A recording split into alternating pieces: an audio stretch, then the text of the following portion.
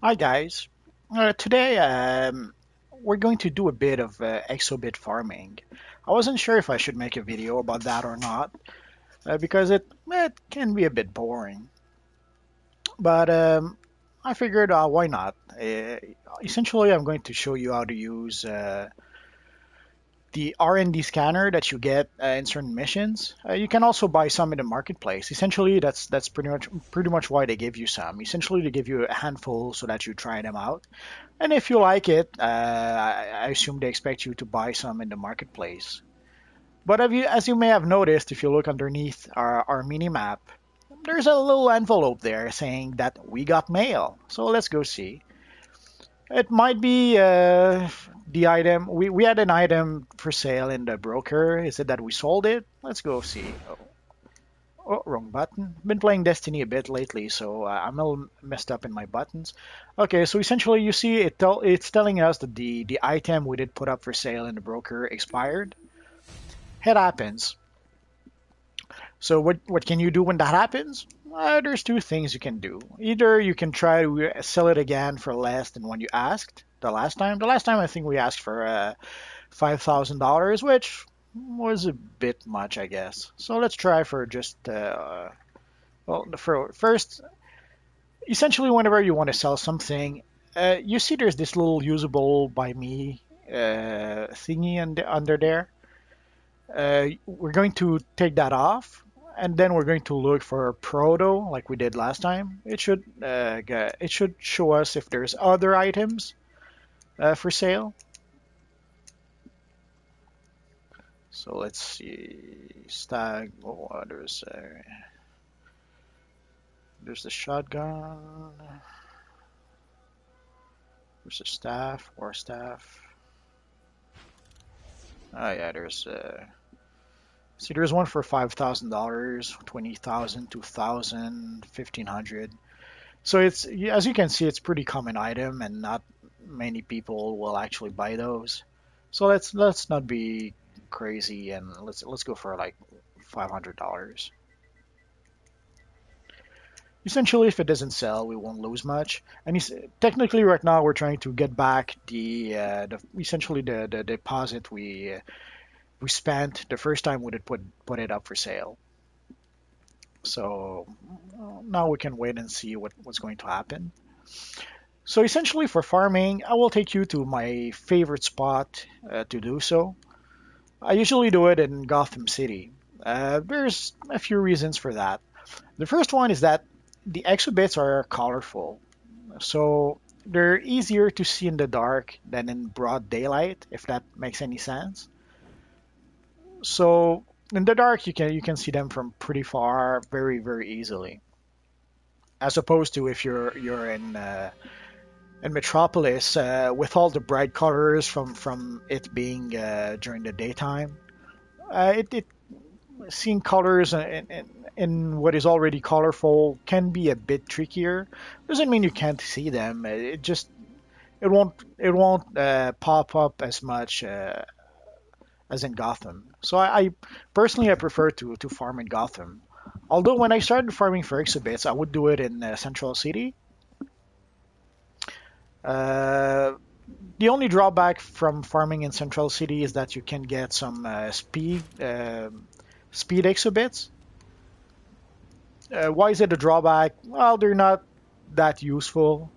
And also, one of the problems is that at first it wasn't that bad. I would get only a few speed exhibits, like at most maybe 25% of the exhibits were speed exhibits, which was fine. It meant but it was pretty quick to gather a bunch.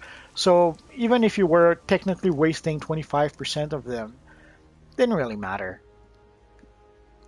But then at some point there was an update where, strangely enough, after that update, uh, it's like 90% of the exhibits were speed exhibits. So it pretty much made it useless to farm in Central City for exhibits. So essentially, I developed a farming route in Gotham. Essentially, I would suggest you start small, like start around a few blocks. and learn where the exhibits are in that area. And then as you get better or gain more experience, you can broaden the area. And as you broaden the area, then you'll be able to get more exhibits.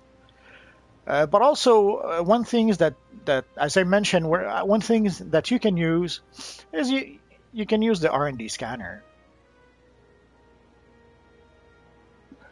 So essentially, all you do is you go into your inventory, you activate the R&D scanner, and as you see, the exhibits just appear on your minimap. It's like yellow axes that appear on your minimap. Oh, and there's a guy who's going to want to fight us for it, I think.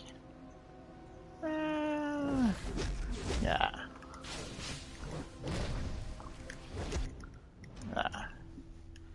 He was a bit.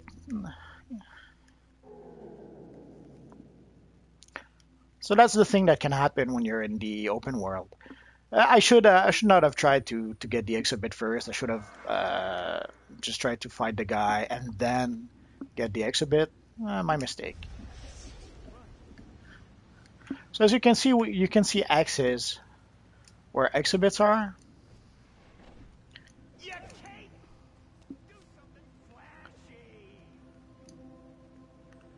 Although sometimes even with the sound, even with the X, some exhibits are tricky to get, either because there's a truckload of enemies nearby, or because they're really well hidden behind behind the crates or behind a truck or whatever. Or sometimes they'll be in a very weird place, like on top of a building or in a hard to reach a spot.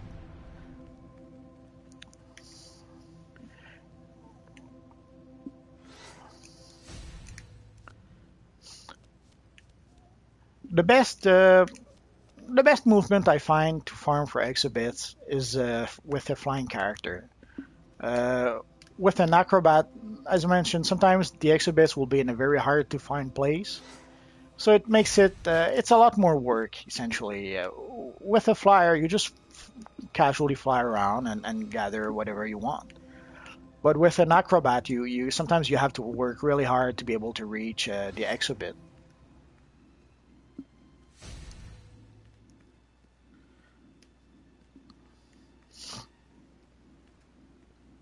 This area around the circus, I usually that's usually where I go. It's pretty much easy to find some very quickly, and there's usually a lot of them. The one thing is that I will show you another area not that far from from the circus, where it's like in some area you may decide to farm as a hero or as a villain, depending on the NPCs in the area. Uh, if you farm with a high level character, it's not that big a deal in the sense that you can pretty much squash any NPCs you see in the open world. But even then, you still have to there's still a bit of a headache sometimes.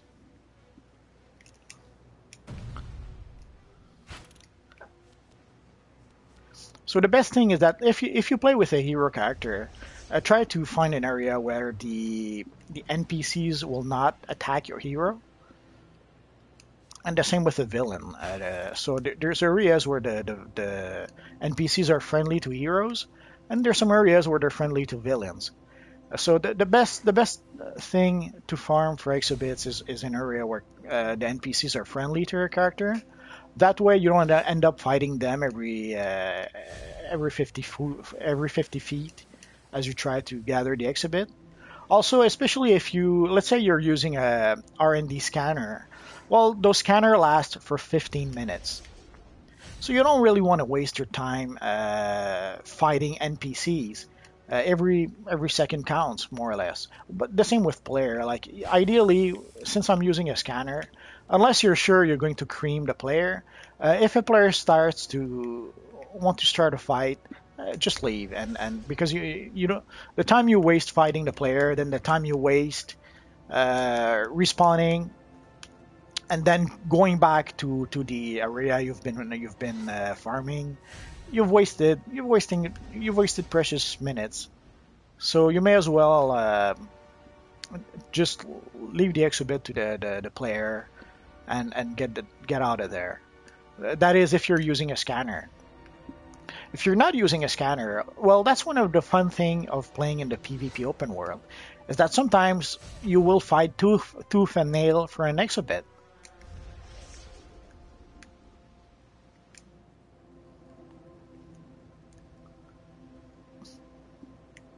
So just gathering the exhibit will be a challenge in itself.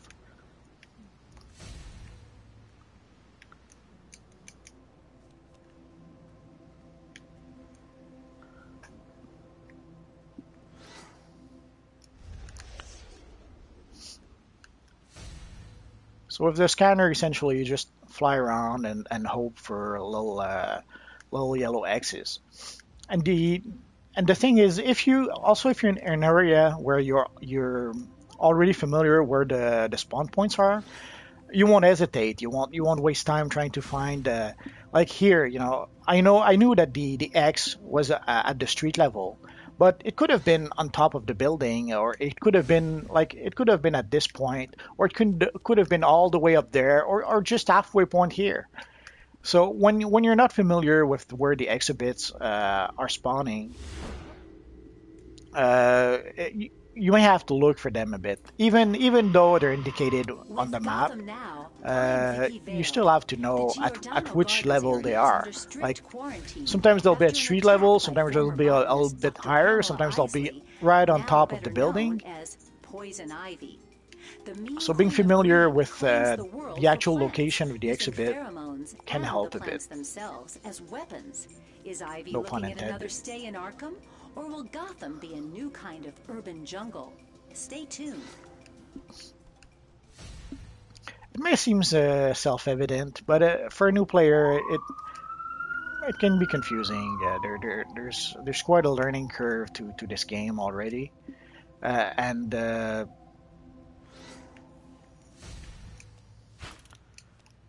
whenever you need to learn a new thing, it can be a lot. If you're already learning a dozen things already, learning your power, learning your weapon, learning how the game works, learning one more thing like gathering exhibits and where they are located is one extra thing that you need to add to already a laundry list of things you need to learn.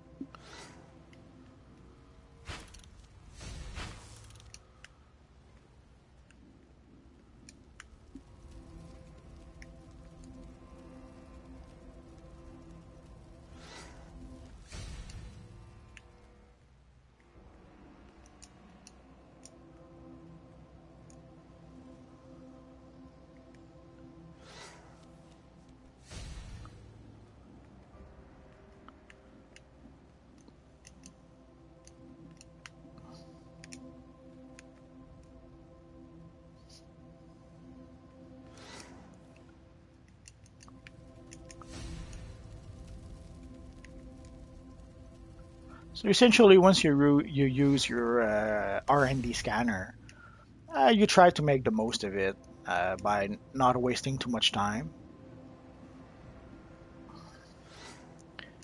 And over here it's an area where the NPCs are not friendly to heroes.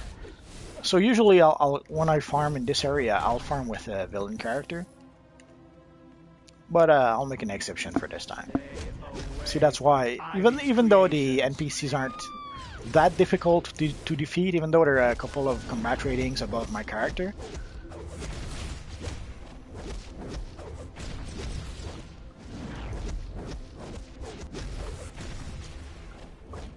essentially I'm wasting time with my R&D scanner fighting those NPCs. So it wasn't that difficult, but it was I don't know, 15, 20, 30 seconds wasted fighting NPCs as opposed to looking for the exhibits.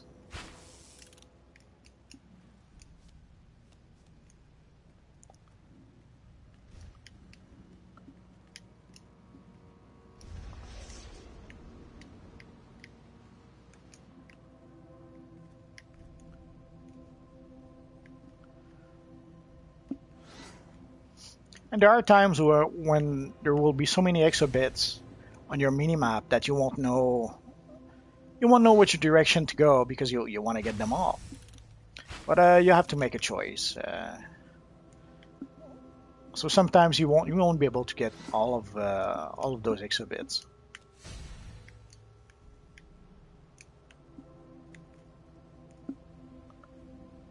It's the price to pay for having too many exhibits in this area. Like as you can see, the NPCs aren't friendly here. I might have to fight a bit, or I got lucky. See, there's a couple south. There's a couple of exhibits south, but there was this one north that I wanted to get, and now I see another one north. So I will go a bit further north to get the other one. Oh, or get an investigation over here. Oh, wrong button again. Sometimes you get used to one game, and when you come back to DC, you forgot how the buttons work, or which button does what. That's one of the annoying things from games, like there's no standards. So some people will put the jump button on the X, and some games will put the jump button on some other button for some reason, or on the trigger button. That one I'll never understand. Like when you put it on the trigger. The worst is when it's games of the same franchise. Like essentially, there's this awesome game called Dragon Age Origin. But then when they made Dragon Age 2, they completely changed the whole system, and they completely changed how the control works. So the control that were fine with Dragon Age Origin didn't really work anymore with Dragon Age 2. So you had to relearn new controls. And then, of course, Dragon Age 3 came by, and again, new sets of control.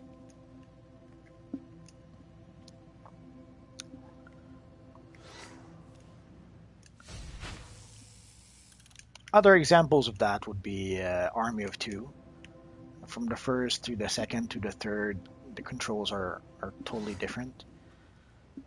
I can get why. Sometimes even though it's the same game, it was done by a different team or sometimes even a different publisher.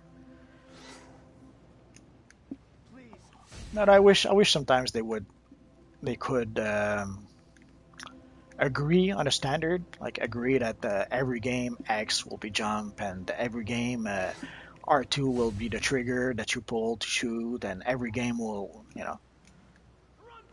But sadly, when you switch from one game to the next, sometimes you'll try to pull the trigger to fire your gun, and oops, you've thrown a grenade, because in this game, what used to be the trigger button is now the grenade, the button to throw a grenade. It happens. Anyway, enough rambling about other games. So as you can see, we still see the yellow X's. The exhibit, the R&D scanner lasts for 15 minutes. So once you've started it, you try to make the most of it, and you know what you'll do for the next 15 minutes in the game.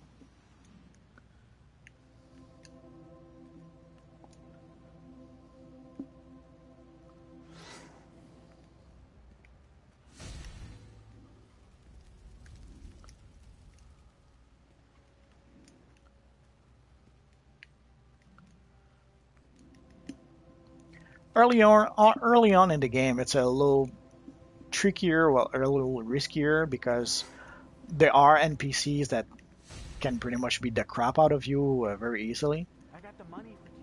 But later on in the game, once you reach CR, I don't know, 70 or something, there's very little on the map that can actually defeat your character.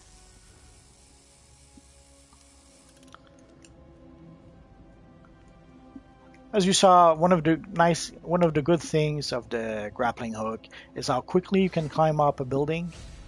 It's probably the fastest way to go up a building.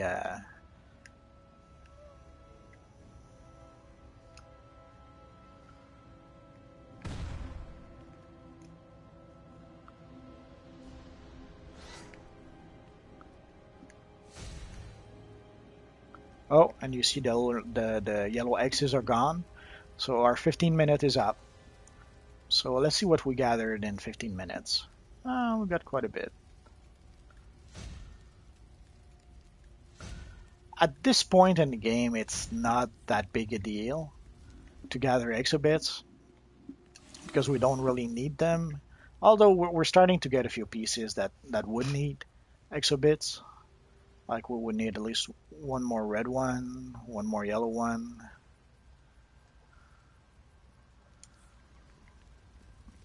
So let's go do that.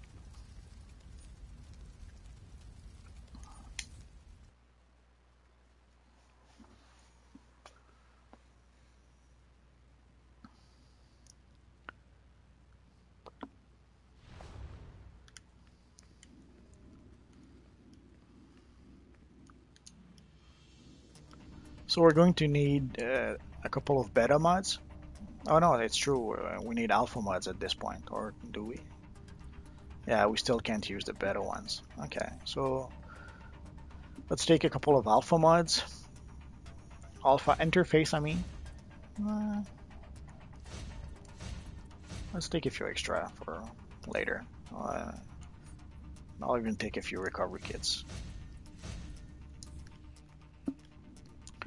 So essentially right now we want at least one more yellow mod, one more red mod, and that is pretty much it. So let's do that.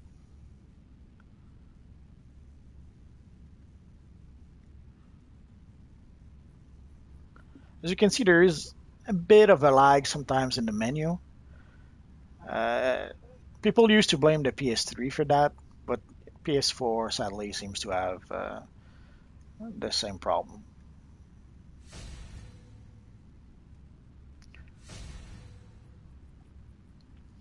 So for red, usually by default I'll go for Precision Alpha. That's a personal choice. You could go with Might if you prefer. I'll explain the difference between Precision and Might at some point. And I'll go with Vitalization Alpha because I'll play a bit as a troll, as a controller, aka as a troll. So as you saw, because I used a yellow exobit and a yellow socket, it gave me 1%. It gave me the socket affinity bonus, which is 1% critical attack chance. So and let's take the red one, and there we go. The reason why I bought a couple of of extra interface alpha and also a couple of recovery kits alpha is that at some point I'm going. Let's say if I'm doing a mission, I'm right in the middle of a mission and I get a new piece and I want to change some exhibits. I have this little portable work table station, which is exactly the same as this one here, but it's portable. I can bring it everywhere I want, and I can use it anytime I want. So halfway through a mission, I could decide that, oh, I want to replace some exhibits. Uh, but if you only have the portable station, the workstation, it won't work. You also need the recovery kit alpha, and you also need the interface alpha. So at some point during a mission, I will be able to use the recovery kits and the interface to replace the exhibits. Let's say I get a new pair of gloves. I will be able to replace my old pair of gloves with the new ones, and then then take the exhibit from my old gloves and put them in my new gloves. So it's not a big deal. It's not like you have to change it right away, and it's not like you cannot just wait and the next time you go to the watchtower or next time you go to your base, uh, you can't do that. Uh, Essentially, but it's a convenient thing. The workstation is not that useful. Like you could easily play and not have it. But if I would recommend if you ever see it on sale, like at 50% off in the marketplace, which would mean $5, I'd invest in it. It can be useful quite a bit. So let's do a mission or two, I guess, since we're here. Okay, so the next mission essentially is to talk to Dr. Sarah Charles. As you can see, there's a few other missions like that we got. We got some arena join the fight, some Gorilla Island, and some Area 51. I won't do those right away. I'll wait. I'll wait a bit. We're combat rating. We're level 13 right now. I may wait a bit until I'm maybe level 15 before starting doing those. So when we do, we'll make a video on it. So right now I'll go see Dr. Sarah Charles, and she's going to give me a couple of missions.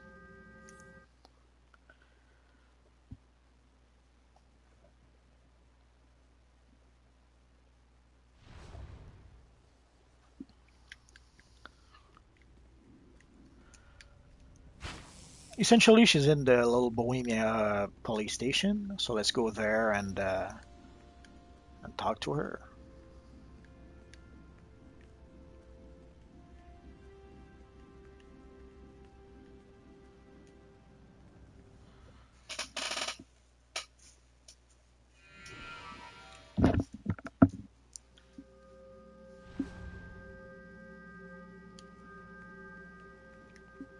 I don't know if you've noticed in my loadout, uh, on the third spot in my loadout, you can see that there's this like orange circle that's forming around one of my powers.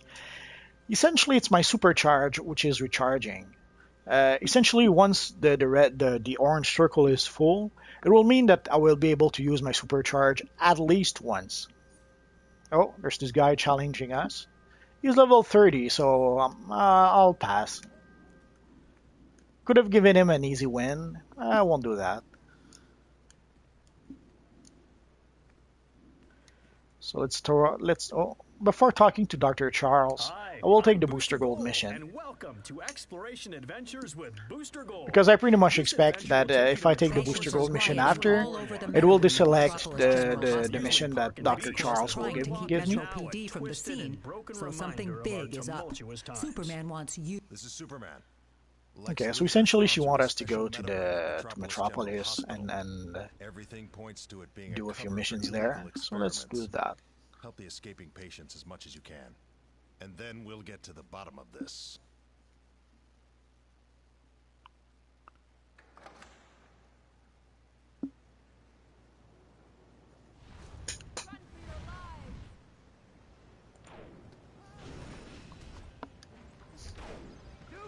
And as you can see, plenty of people in front of the police station who are dueling. So if you ever want to do duels, that's the spot. That's one of the spot to be. Oh, we could see a few enemies over there.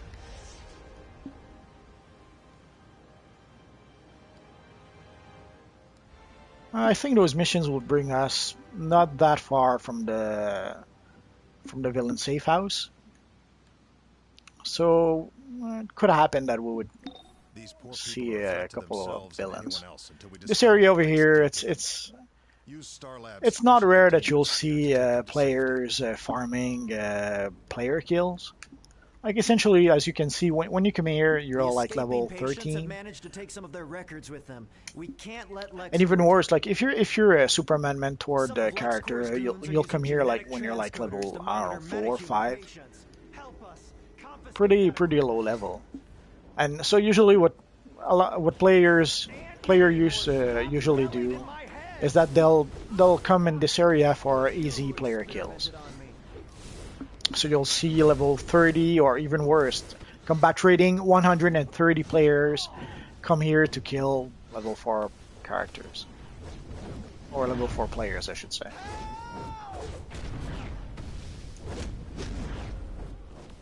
Sadly, one thing you quickly discover in the PvP open world is that players aren't the bravest one there is. They'll be pretty quick to attack at level 4, but if they'll see someone who almost seems like a challenge, they'll quickly run away. I can't stand you anymore. Stop yelling in my head.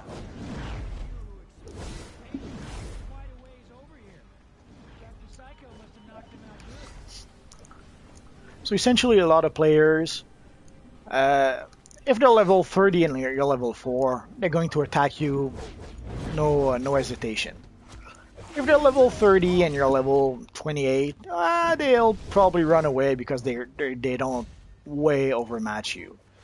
It's not always the case, but it's often like that. So very often you can pretty much expect that if you start a fight with a character who's about your level, the first thing he'll do is as soon as he sees he doesn't have a huge advantage over you, he's gonna run away.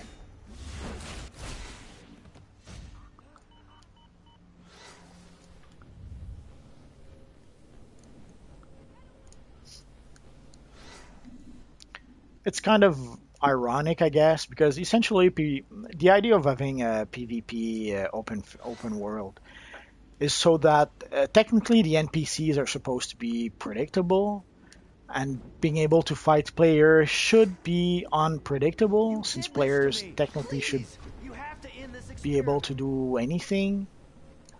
But the truth is that 90% of the players pretty much behave the same way. So you end up with a situation where ideally the players should be unpredictable, but in truth they're anything but unpredictable. So when you're doing a mission and you see a player roaming nearby, you know he's going to jump you while you're fighting something else, or when you're trying to gather an exhibit, as you saw before. So usually the move is not even to fight the NPC or not even to gather the exhibit, but to just wait for the player to jump you and then attack him.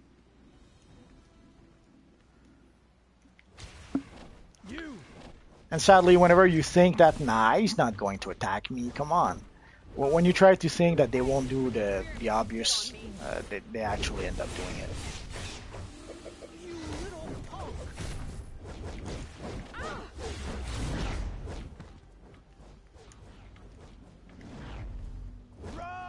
Can't stand you anymore. Stop yelling in my head.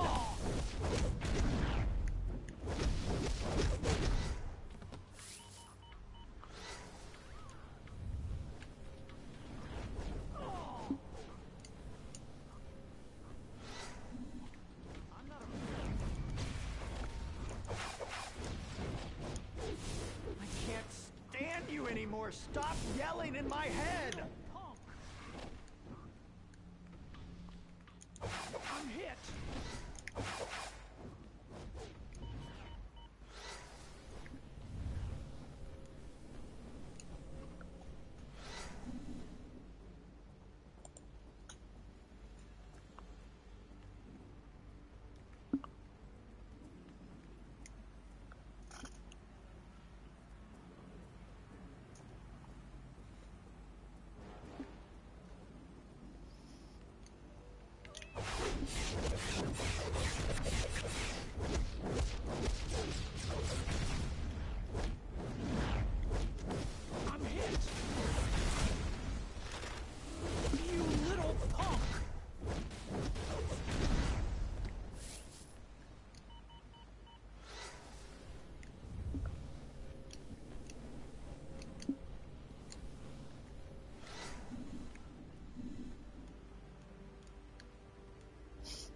So as you saw, we had various objectives over here. So we can essentially we're doing multiple missions pretty much in parallel. So we have a lot of missions that are done pretty much in the same area. And I don't know if you've noticed, there's this little guy known as Bizarro right over there. He's way too powerful for me right now. If I attack him, I'll die very very quick. So usually those NPCs are bounties, and usually if you don't bother them too much and don't go too close, they shouldn't attack you. But sometimes they'll go berserk and they really want to attack you, even if you're not bothering them. Oh, Doctor! It was you who experimented on me.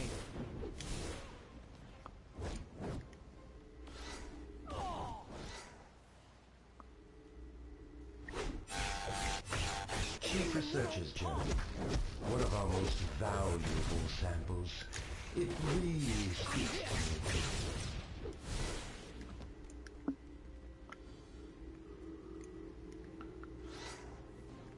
As you see, there's a few barrels lying around. I did try to throw one earlier, but since I didn't lock on the target, I wanted to throw it. It threw it at I have no idea what.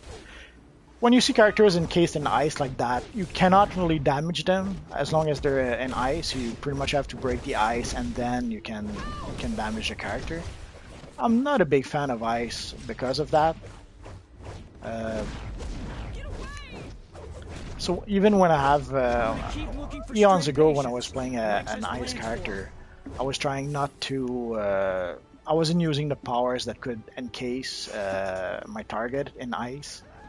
Because of that, it essentially pretty much ends up protecting them for a bit. It's almost like a protection, a defense power for them, sort of that you are using. Oh, there's a red guy. Ooh, is he fighting? Oh, it was a bit too powerful for us, I think.